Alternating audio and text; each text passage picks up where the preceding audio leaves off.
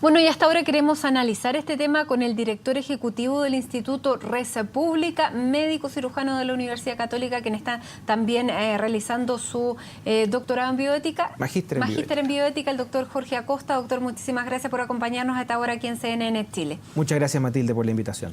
Bueno, por una parte la discusión se ha centrado en volver y a poner urgencia finalmente en esta idea que expresó la mandataria el 21 de mayo de despenalizar el aborto en 3 casos bien definidos que ya conocemos, que es la inviabilidad del feto, caso de violación y peligro de vida de la madre.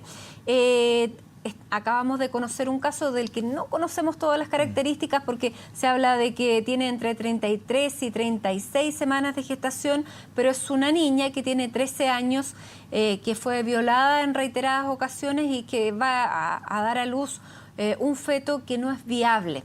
Este caso reúne prácticamente las 3 causales de despenalización del aborto.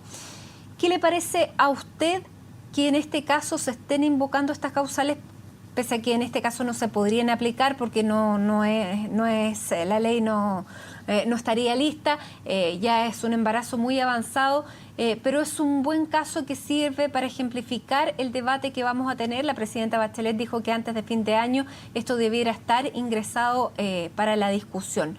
¿Es un caso en el que se pudiera realizar un aborto que no sea penalizado? Bueno, la verdad es que es un caso, primero que todo hay que considerar que es un caso dramático, es decir, cada vez que hay una mujer, una niña en este caso, que sufre una violación, no hay que olvidar a la niña, es decir, lo más importante es considerar que aquí hay que apoyar a esa niña, hay que apoyar a la familia, hay que esclarecer los hechos, ¿cierto? Y considerar que en el caso de violación, el culpable aquí es el violador, y él es el que tiene que recibir, digamos, la pena máxima, que hoy por hoy no es mucha en Chile. Pero la niña hay que apoyarla, no hay que simplemente creer que aplicándole un aborto se va a volver atrás en el tiempo, o que se va a sanar algo en ella, o que se va a lograr, por ejemplo, disminuir la pena, disminuir el dolor, disminuir el vejamen que sucedió en ese caso. Pero eso es materia de discusión, doctor, porque hay psicólogos y hay médicos que dicen que mientras más avanza con un embarazo, que además en este caso es de un feto que es inviable, que no viviría más allá de un par de horas o un par de días fuera ya cuando nazca, se está prolongando una agonía. Hay algunos que dicen que mientras antes se termine con una agonía para una niñita de 13 años es mejor, y usted está planteando exactamente lo contrario. Lo contrario. De hecho, es interesante porque este es un caso, como tú decías, en que uno podría ver incluso las 3 causales, y es interesante para la discusión hablar de ellas, digamos, de alguna manera por separado. Ya hablamos del tema de la violación, hay que apoyar a la niña y ojalá el culpable, que es el violador, digamos, que pueda ir a la cárcel, que no vuelva a violar, porque sabemos que eso muchas veces vuelve a pasar. Pero es interesante el caso de cuando hay incompatibilidad con la vida, ¿cierto? Existen programas internacionales, incluso algunos en la Universidad de Chile y en la Universidad Católica, particularmente el programa Acompañare, que se dedica a acompañar a las mamás con embarazos difíciles. Por ejemplo, cuando están con anencefalia. Hace tiempo conocimos también el caso de una niñita con anencefalia, Isidora Esperanza se llamaba, de una mamá muy humilde de la comuna de Lampa, en que ella nos dio una muestra de humanidad.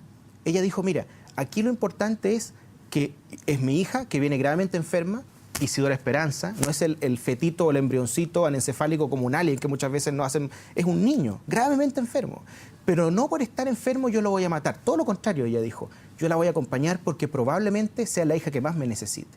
Hay que humanizar el debate, darse cuenta que no estamos hablando de un montón de células, estamos hablando de niños gravemente enfermos, de pacientes. Pero hay madres que pueden tener esa capacidad y madres que no tienen esa misma capacidad, y el Estado tiene que hacerse cargo de las dos. ¿No le parece que esa es una decisión tan personal que la debe tomar la mujer? Sí, tú tienes razón con respecto al tema del tema de la decisión, y también con respecto al tema de si salen bien o no. Tú me preguntabas, hay algunos que dicen que es mejor abortar para no sufrir. Bueno, la verdad es que cuando uno analiza estos casos... Más que para no sufrir, para no seguir provocando un trauma. Mayor dolor. Estamos hablando de un trauma psicológico en una niña que es violada y que más encima está llevando a cabo un embarazo de una guagua que va a morir. Algunos son más duros, incluso dicen que se están violando sus derechos humanos, incluso dicen que la estamos sometiendo, digamos, de alguna manera a una tortura, porque sigue adelante con un embarazo que ella no quiere tener y que no deseó tener. Sin duda que hay argumentos así de duros. Pero hay que darse cuenta de lo que ha pasado. En los países donde se ha apoyado a las mujeres con embarazos difíciles, cierran mejor la etapa de duelo. Aquí hay que recordar que no se puede volver atrás. No es como apretar un botón de reset, digamos, de volver al inicio, de que hacer como que nunca estuvo embarazada. Lamentablemente el embarazo se produjo, lamentablemente la violación se produjo, lamentablemente un niño que viene con problemas. Nadie quiere tener a su hijo con problemas, todos queremos que nuestros niños sean sanos. Pero cuando eso sucede, nada justifica matar a un niño inocente. Eso es súper importante, que muchas veces se pierde de la discusión.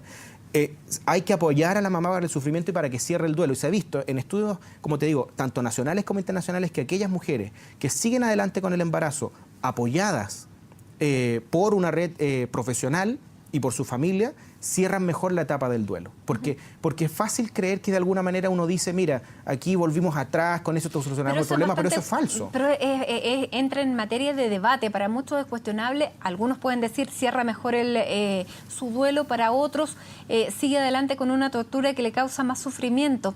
Es una materia que es materia de debate claramente, y que usted no cree que finalmente cada una de las personas en conciencia y siguiendo su religión, habrá personas católicas que quieran seguir adelante, otras personas que son absolutamente agnósticas y ateas que quieren terminarlo ahí y están también en su derecho.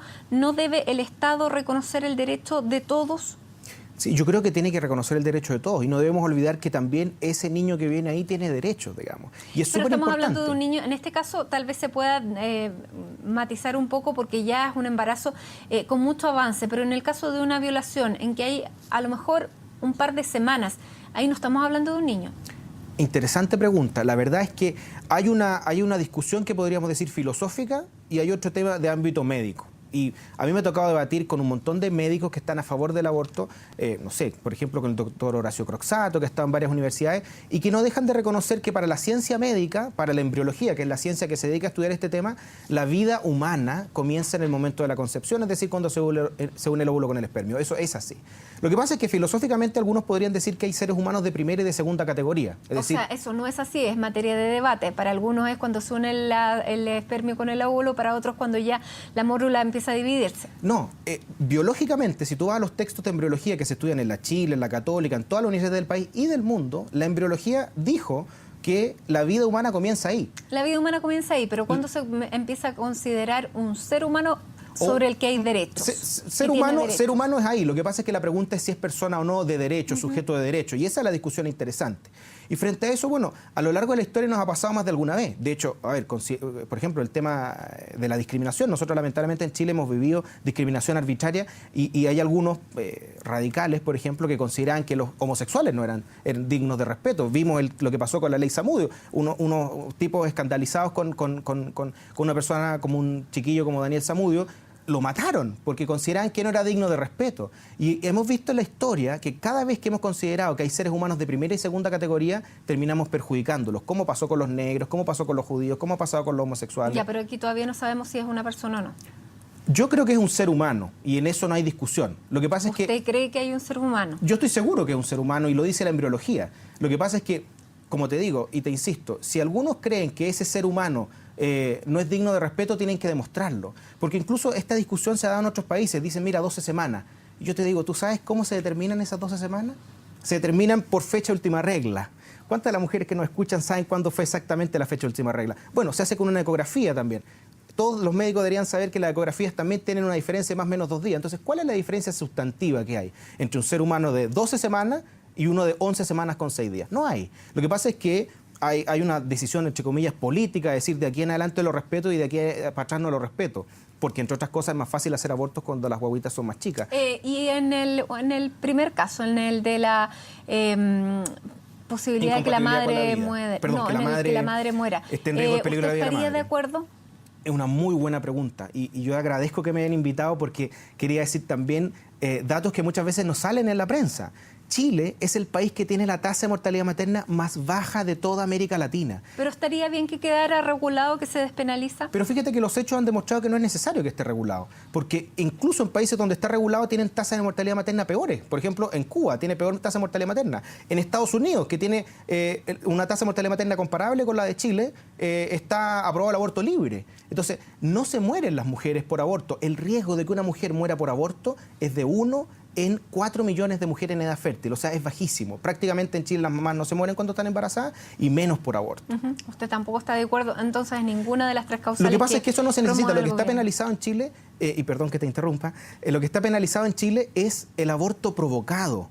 No el aborto, digamos, cuando hay no la interrupción del embarazo cuando está en peligro la vida de la madre. Hay Es muchas decir, veces en que hay médicos y hay discusiones médicas de si interrumpir o no, y en esos casos esta ley sería útil. y básicamente la discusión es una discusión técnica de, por ejemplo, cuándo interrumpir el embarazo. Y de hecho eso pasa, por ejemplo, si esta niña... ¿Y en ese caso podría ser útil la legislación? Es que no se necesita, porque si hay que interrumpir el embarazo, se interrumpe. Es decir, simplemente... ¿Y cuál es el problema? Si al final, ¿por qué uno cree que no es bueno? Porque en otros países, como en España, por ejemplo, cuando se hizo esta ley, vimos que constantemente aumentó el aborto y se duplicó, se triplicó la tasa de aborto y hace algunos años se determinó, digamos, hacer una ley de aborto libre para sincerar el debate porque se estaba pasando por peligro de la vida de la madre, lo que no era tal. Y ese es el problema. riesgo que ustedes ven. Doctor, se nos acaba el tiempo. Le queremos agradecer que haya venido Muchísimas aquí a CNN Chile a exponer las ideas de República sobre este caso que va a generar sin duda más debate porque no tenemos todavía claridad respecto a cuántas semanas de embarazo tiene esta niña de 13 años y abierto sin duda el debate. Le queremos agradecer al doctor y Muchas hacemos gracias. una pausa a esta hora aquí en Primera Edición. Ya regresamos con otras noticias.